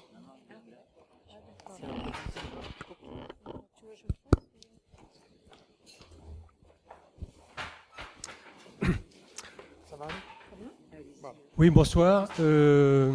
Je suis ici. J'aimerais savoir quelle est la trace numérique de la navigation privée qu'on nous propose de temps en temps. Oui, des navigations privées. Vous voulez dire sur certains navigateurs, c'est Sur ça certains qui navigateurs, vous oui. propose une navigation privée. Bah, c'est simplement que justement ça va se situer au niveau de votre historique de navigation. Le parcours, si vous voulez, que vous allez faire sur le web ne va pas être enregistré étape par étape. Mais ça ne veut pas dire que vous ne produisez pas quand même certaines traces, hein, parce que les logs de connexion, de toute façon, vont être enregistrés et traités. Simplement, ce qu'on appelle justement vraiment l'historique, où vous pouvez à la limite refaire le chemin en sens inverse, ne va pas être enregistré. Alors, ce que j'aurais pu aussi vous montrer, enfin, votre question me fait penser à ça, c'est une autre sorte de... Enfin, pas une autre sorte de traçabilité, mais une autre manière pour voir la traçabilité. C'est le fait, si vous voulez, que quand vous êtes sur un site web, en fait, votre position sur ce site, évidemment, est enregistrée par le site en question. Donc ça, c'est les fameux cookies. Ça, je pense que maintenant, tous, vous savez ce que c'est, plus ou moins. Ils sont explicités. Mais en fait, c'est pas uniquement le site sur lequel vous êtes qui enregistre votre présence, c'est en général plein d'autres sites autour par les systèmes de régie publicitaire, c'est-à-dire qu'il y a des accords entre les sites. Et ça, évidemment, aussi, c'est quelque chose qu'on ne voit pas. Hein. Donc ça, c'est pas tout à fait l'historique de votre navigation. Par exemple, vous êtes sur la page du journal Le Monde ou sur celle de l'IB. Vous pensez qu'à la limite, au pire, l'IB et Le Monde, évidemment, vous tracent, mais en fait, pas seulement. Autour, il y a au moins 10 ou 15 sites qui sont des sites de régie publicitaire qui ont passé des accords avec soit Le Monde, soit l'IB dans mon exemple, et qui donc savent que vous êtes là à cet instant-là. Et cette visibilité-là, évidemment, vous ne la voyez pas. Alors, il existe quelques petits outils qui permettent justement de le visualiser. Hein. C'est un petit plugin qu'on peut mettre, par exemple, sur Firefox pour le voir. Donc, voilà, par association d'idées, votre question me faisait aussi penser à ça. Donc, il n'y a pas seulement la question de l'historique de recherche, de l'historique de navigation, il y a aussi le fait de quand vous êtes à un endroit, en fait, il y a plusieurs opérateurs qui vous regardent, hein, qui savent où vous êtes.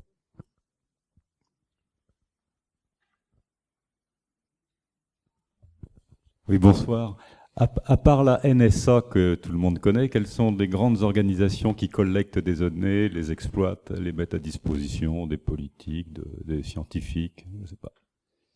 J'ai envie de dire presque tout le monde. Hein. Après, si vous voulez, c'est une question après de capacité technologique à soit acheter les données, soit à les engranger. Mais toutes les grandes firmes, je vous ai dit, il y a des grosses régies publicitaires qui passent des accords avec tous les grands sites. Alors évidemment, on peut commencer par citer les grandes plateformes du web. Hein. Facebook, le principe de l'open graph de Facebook, c'est, si vous voulez, un principe qui veut que, dans un premier temps, la plateforme était relativement fermée. À l'intérieur de la plateforme, Facebook cherchait à, évidemment, connaître le plus de choses possible sur chacun de ses membres. Mais ensuite, à partir du moment, il y a quelques années, où ils ont développé ce qu'ils appellent l'Open Graph, c'est le fait que, justement, par un jeu d'accords entre Facebook et beaucoup d'autres diffuseurs de contenu, y compris, je vous le disais, des journaux, etc. Eh bien, quand vous êtes quelque part sur le web, des données vont transiter dans un sens et dans l'autre entre Facebook et ce site. Donc là, il y a une volonté tout à fait explicite, absolument explicitée par Zuckerberg, de vous suivre à la trace où que vous soyez, y compris donc à l'extérieur de Facebook. Alors ça se voit facilement. Par exemple, si vous avez un compte Facebook, si vous laissez votre compte ouvert, quand vous allez ailleurs sur un autre site, vous verrez apparaître des publicités. Et dans ces publicités, vous verrez justement qu'elles sont personnalisées. Par exemple, vous verrez le nom de vos amis sur Facebook comme exemple, etc. Donc ça prouve qu'il y a évidemment une porosité entre les espaces. Donc si vous voulez, je le disais tout à l'heure, il y a la NSA, mais il y a aussi, et peut-être surtout en ce qui nous concerne, enfin je dirais le plus actif actuellement, c'est surtout une surveillance marketing, une surveillance pour prévoir vos comportements d'achat.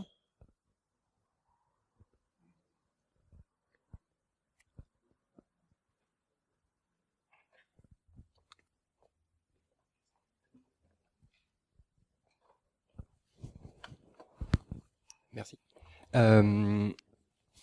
En arrivant ici, je me suis rendu compte que la plupart des personnes, sans vouloir faire injure aux participants de cette conférence, ne sont pas nées avec le numérique et l'ont découvert au fur et à mesure. Donc vous avez répondu à la question sur l'éducation aux enfants et ce qu'il fallait faire pour préparer l'avenir. Mais vous avez une marque, vous avez très peu cité depuis le début de votre intervention, Google, qui s'apprête à changer de forme, si c'est déjà fait, pour passer en une sorte de conglomérat d'entreprises qui couvrira beaucoup plus que simplement les nouvelles technologies, ce qui proposera des assurances, des services médicaux, un fournisseur d'accès à Internet, etc. Et quels sont les garde-fous qu'on peut mettre en place au niveau français, européen ou international pour que cette domination soit pas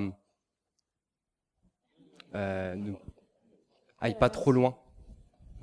Bah écoutez, si j'avais la réponse, je présiderais la CNIL ou je ne sais quoi, mais en même temps, vous avez peut-être vu récemment que, par exemple, la Commission européenne a invalidé le Safe Harbor, donc où l'on voit que tout n'est peut-être pas perdu. Je pense qu'effectivement, en tout cas, il n'y a pas de raison de considérer qu'on serait forcément dans un hors-sol juridique, dans du vide juridique. Évidemment, après, ce qui est très compliqué, c'est que c'est une confrontation entre des législations différentes et souvent opposées et souvent évidemment avec des rapports d'inégalité. Donc bien évidemment les grands acteurs du web à la fois s'appuient sur la puissance américaine et en même temps se délocalisent au niveau fiscal, etc. Donc c'est très difficile d'aller contre, de parer justement à ces concentrations et aux stratégies de ces acteurs. Néanmoins, je pense qu'il ne faut pas non plus complètement renoncer. Il y a des législations européennes. Il y a des actions en justice, il y a des actions de groupe aussi qui se développent. Et il y a aussi, si vous voulez, alors ça ne suffira sans doute pas à aller contre les mouvements que vous évoquez, mais il faut quand même, en tout cas pour l'instant, se rendre compte que la plupart de ces acteurs retirent leur puissance justement des utilisateurs. En fait, tout ce que je vous ai expliqué, c'est justement cette logique qui veut que c'est avec nos données, et donc c'est avec nos interactions, c'est avec nos profils, évidemment, qu'ils font de l'argent et qu'ils construisent leur modèle économique. Donc, il y a aussi toujours l'idée qu'il y a un point de rupture qu'il ne faut pas atteindre. Et on a déjà vu, par exemple, Facebook, à plusieurs reprises, reculer, parce que ils ont essayé d'aller un peu trop loin dans l'intrusion, par exemple la reconnaissance faciale, etc. Ils ont dû reculer sous la pression des utilisateurs. Donc je pense qu'il ne faut pas non plus trop négliger le pouvoir collectif des utilisateurs dont dépend la plupart de ces plateformes. Maintenant, ce que vous évoquez évidemment, c'est des menaces beaucoup plus grandes et déjà tout à fait réelles, effectivement, sur le fait que bien sûr, l'enjeu de l'exploitation de toutes ces données, c'est pas seulement donc de régler nos petites conversations sur les réseaux sociaux, c'est surtout ensuite, en effet, le marché des médicaments, le marché des assurances, le marché du recrutement, le marché de la formation, les industries éducatives. Bon, là, ce sont des marchés gigantesques. Alors, Là encore, je pense qu'il y a aussi des modèles nationaux qui peuvent faire barrage, mais évidemment, ça sera plus dur. Ça sera plus dur.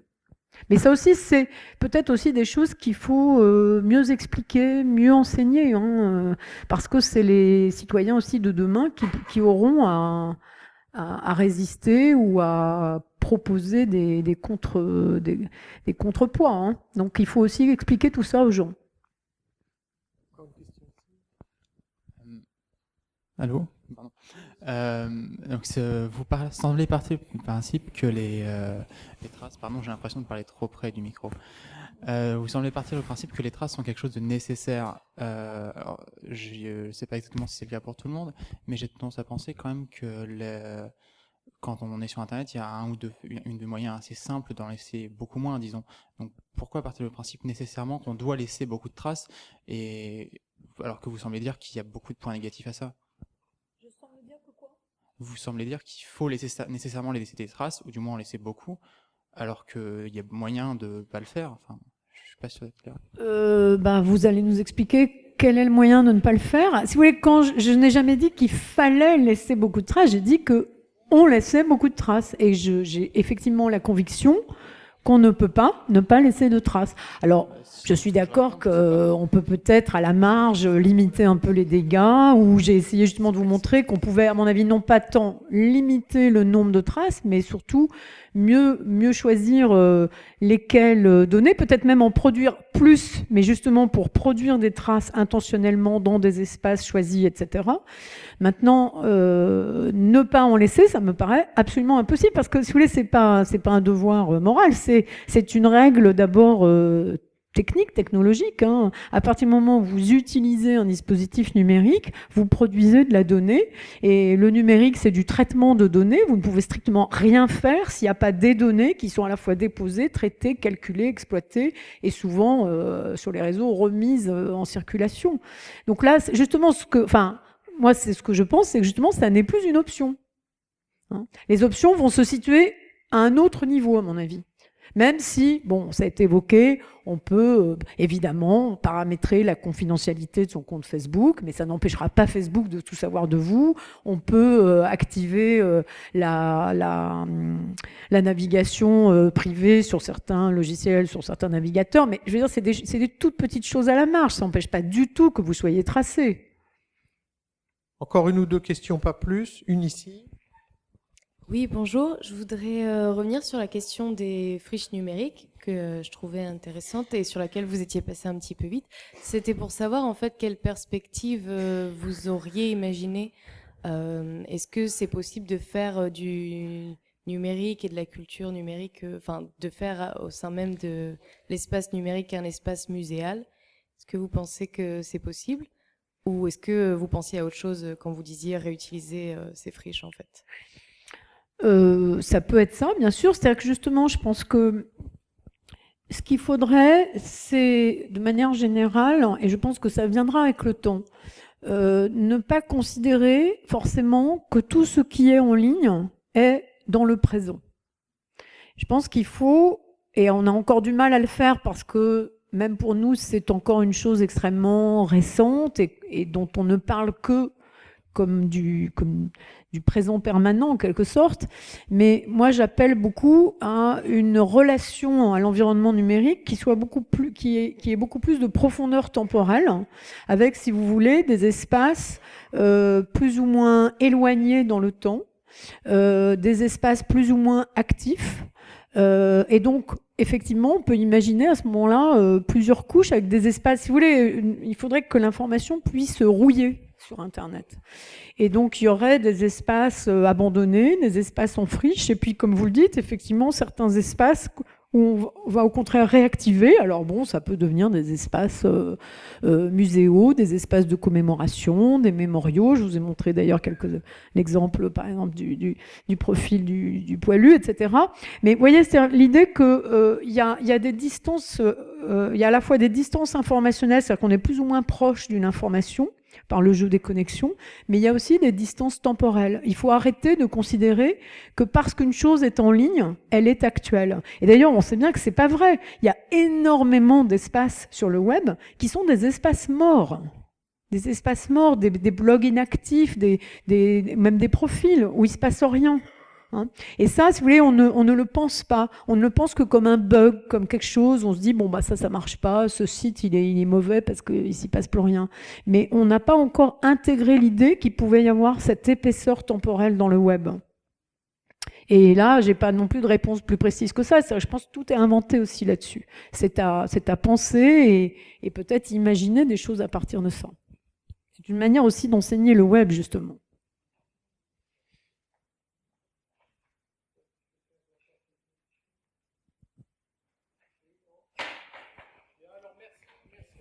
Merci à vous.